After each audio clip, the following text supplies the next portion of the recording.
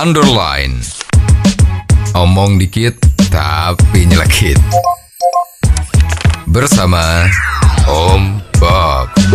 Temukan di channel YouTube Om Bob Indonesia. Om Bob, ada hakim konstitusi yang dinyatakan bersalah oleh Majelis Kehormatan Mahkamah Konstitusi karena telah melanggar prinsip integritas karena dia mengubah frasa yang ada di dalam keputusan Majelis Hakim. Bagaimana Om Bob menggarisbawahi masalah ini? Mahkamah Konstitusi di Indonesia itu kan lembaga peradilan yang paling tinggi ya. Betul.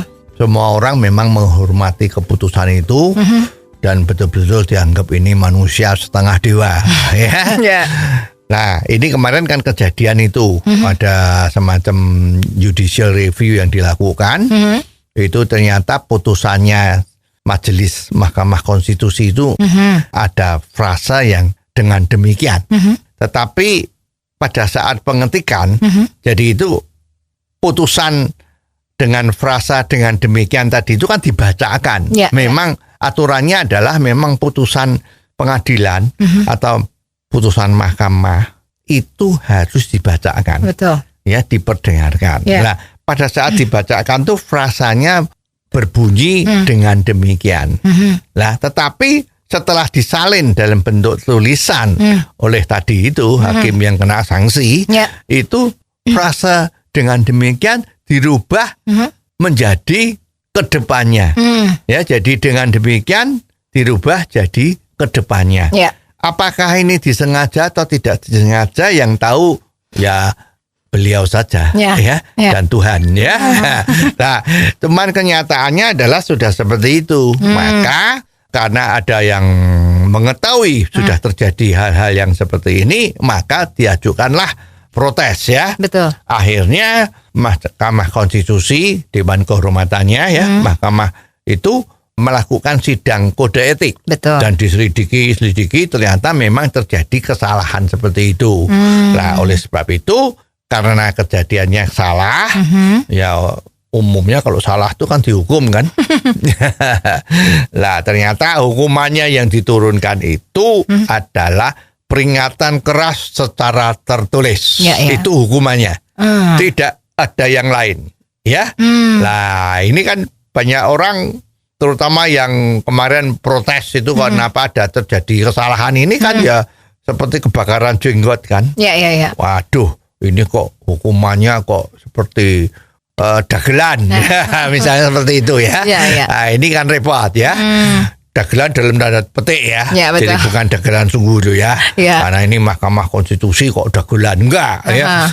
Seperti ya gitu. Mestinya bagaimana Om Bob? Ya, ini kalau sepertinya itu kan begini ya. Mahkamah Konstitusi itu kan lembaga peradilan yang paling tinggi posisinya di Indonesia. Dalam struktur lembaga negara ya. Nah, itu kan kita tahu orang-orang yang memegang posisi kedudukan yang demikian terhormat, yang dianggap luar biasa, dianggap paling betul, itu kan menjadi panutan. Jadi dia sebetulnya tidak boleh berbuat kesalahan yang seperti tadi itu. Ini kan repot ya. Seperti misalnya seorang accounting atau juru tulis di pembukuan itu, kalau angka nolnya tuh 6 menjadi 7 karena salah tulis.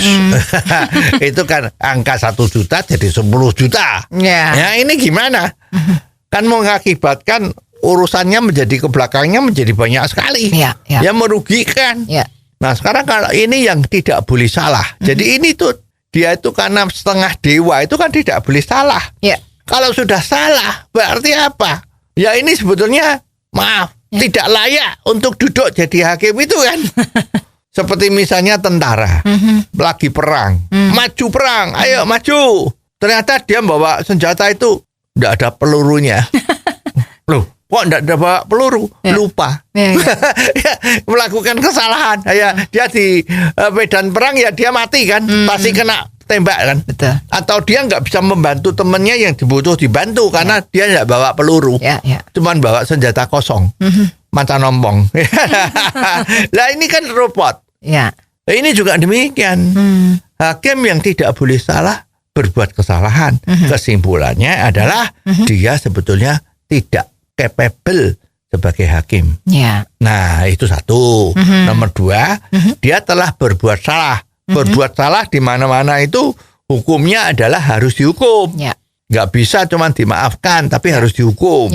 Nah, ini hukumannya kok, maaf ya, peringatan keras secara tertulis. Memang kalau dilihat peringatan keras itu hukumnya udah keras ya. Tapi kalau disambung peringatan keras tertulis, ini menjadi loh, maaf kok begitu ringan ya. Nah, kalau ini terjadi kan tidak memberi contoh yang baik. Betul. Padahal lembaga tersebut harusnya memberi contoh kepada orang lain atau lembaga yang di bawahnya bahwa kalau kesalahannya fatal harusnya hukumannya berat ya. Jadi sebetulnya ini ya, kita tidak mempersalahkan orang yang keberatan ya, punya pendapat ini kok hukumannya kok rasanya aneh ya. Jadi istilahnya itu kok rasanya itu kok nano-nano ya. Oh, jadi begitu ya Om Bob. Jelas deh sekarang. Terima kasih Om Bob untuk waktunya. Sampai ketemu lagi di waktu yang akan datang. Underline.